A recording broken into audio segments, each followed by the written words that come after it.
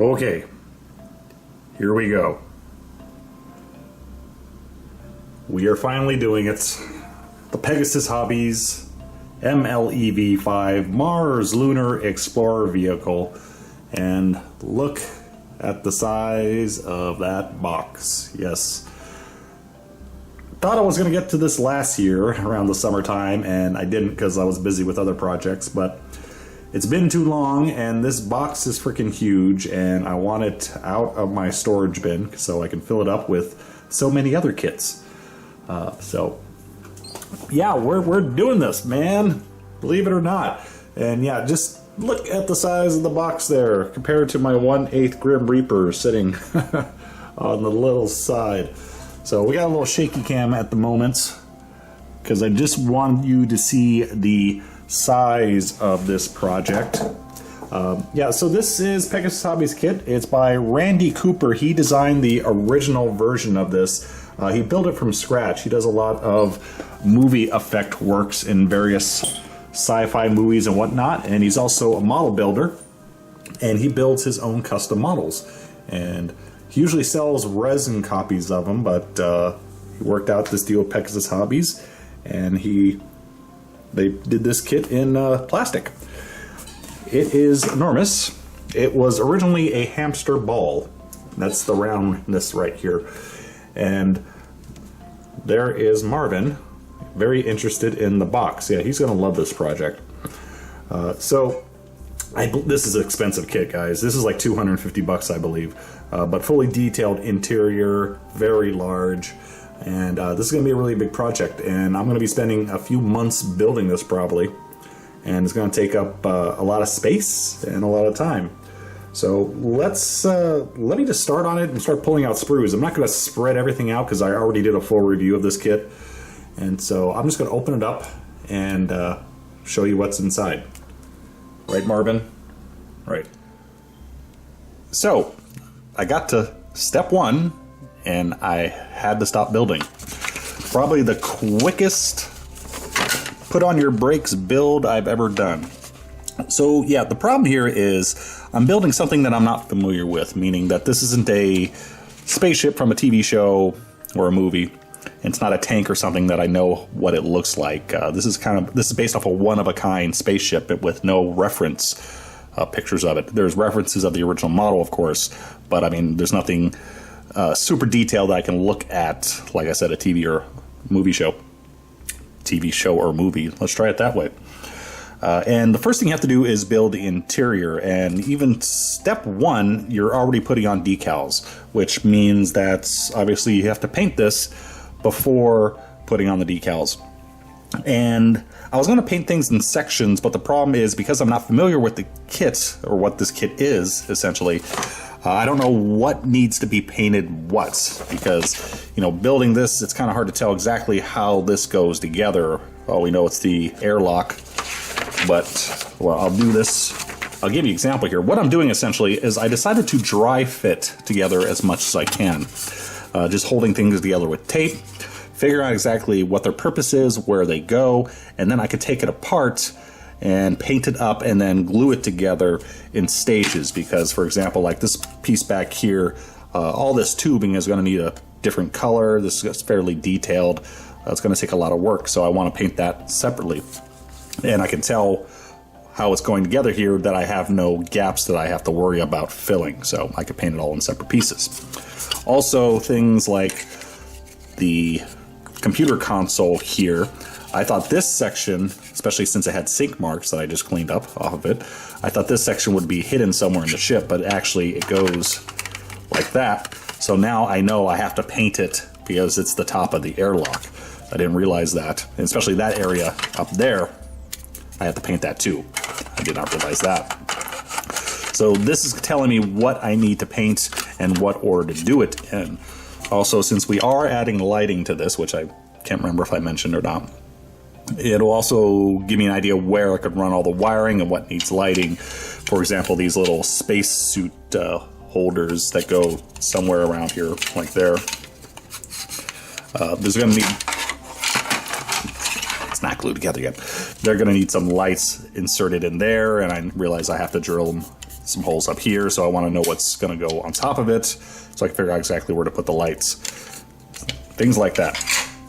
And we got little things like beds that'll have to be painted separately and what have you. So, oh, since I just picked this up, reminded myself, the chair, first thing I put together wrong. The chair has little holes on the inside, and when I first put the holes onto the pegs on the side of the chairs, I put them in the wrong holes. There's little holes here that are just for decoration, and then there's a peg-shaped kind of rectangly type hole about 3 holes down. So I initially put this together wrong, and I had to pull it apart and fix it.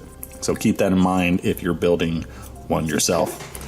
So yeah, I'm gonna put together as much as I can, show you what we have, and then we'll go into the painting, which is gonna be a slow process because it's gonna be one piece at a time, going to the booth, finishing it, taking another piece, and back and forth. I have most of the interior put together now, and so I have a better idea of what exactly is what and what I need to fix, and what I need to light, and what I need to paint. So you can see here, it's all gone together fairly well. We have the console here, well, the console's on the sides. This is actually the airlock that leads to the underneath portion there. We have the big, I don't know what purpose they are, but the big circles. These are going to be lit panels up here. We have the, this is where you store the suits, the space suits, which I'm kind of disappointed about because I got the figure still bagged up somewhere, but there's 2 figures in this kit, one not in a suit inside and one in a suit outside. I really wish they gave you a spare suit that you can store in there because they're both going to be empty, which is a little sad. Everything I tell you, yes, I know there's a bunch of aftermarket parts that you can get to change, add, fix things on this kit. That is one of the things you can get. I believe directly through Randy Cooper. I think he sells them. And over here, this is the problem. Well, so let me show you. Whoops, I just kind of crushed it. But this is another airlock that goes here somewhere. Excuse me. And over here is the thing that is the only major problem is it's in so many parts. But this is the beds that go in something like this. Like that. And first of all, a couple different issues. First of all, there's no place to put lights in here. I wanted to put very faint lights into the bed, and there's no spot you can light both of them from, which is kind of annoying. I don't know, maybe I could put a few lights coming out of there, but it's going to be really obvious. I can't just light the ceiling because of this dual piece here. Secondly, there is, if you can see the light going through, there's a big gap in the back, which, yes, I've thought about maybe putting lights there, but I haven't decided because there's a big gap on top and there's a big gap on the bottom. So there's that issue. Third is these pegs line up with these holes. Well, they're not pegs, that's the main problem. These are little slides that should go into a slot. However, if you notice, these are not slots here. They're just little peg holes. So it goes in like that, but you can see the slots are completely obvious. If I can get it, holding it right for the light so you can see. But anyway, yeah, so those things stick out, which is quite awful. So I think that's the only thing I have to fix so far. I'm going to cut off the pegs and just glue this whole thing flat onto here. I just have to make sure that I end up gluing it all straight so I don't end up with anything crooked. But anyway, I think I have enough put together here so I can start painting. And I thought of a good paint scheme recently. I started playing Alien Isolation again, which is a really boring game, especially the first part. But the first ship that they start out on has a really nice paint scheme. It's kind of a white, very light gray with dark gray patches and a lot of orange. And that noise is Marvin in the box with the model kit, by the way. But anyway, I really like that look, so that's what I'm going to go for here. Patches of gray on top. Some of these panels, areas here will be orange. Anything that kind of looks like a bumper is going to be orange, and then other parts will be a darker gray. So I'm going to give everything one more once over, and then hopefully I can start painting. I have to check a few items, like here I have to drill out for lighting. Was going to light, let's just take that off, it's in the way. I was going to light these, but I realized they're all squares. It's going to be very difficult to cut out. And also, I don't want too many lights in the interior. I don't want this whole thing to look like a giant Christmas tree. So that's another concern that I have. But I was hoping to do a few lights in it, but I have to cut things out and get clear styrene, and it's going to be a lot of work, and I already have a lot of work that I want to be devoting to this project. So anyway, like I said, I'm going to do a little bit more research, and then we'll get to the paint, and I'll tell you what colors I decided to use. So I had a bit of a hiccup at the beginning of this kit, just trying to figure out where to put everything, what color to decide to paint everything, and start working on the lighting. And I started on the console, and I kind of screwed that up. So I have a plan B in mind for the console, but while I wait for that to show up, I decided to build some other parts of the kit. I have to go back and delete some of the stuff I already recorded, because it's just not going to make sense. So I don't know where I'm at right now, but so I may be repeating myself. But I decided to build the bed and the holder wardrobe for the suits, whatever you want to call it. And I'm gonna paint this in this part, so at least I can show you something is getting done here and getting established before we move on to the other parts and hopefully back to the console. The containers for the suits, you can see right here, we're gonna be painting these up 2 different colors. I'll go over that next.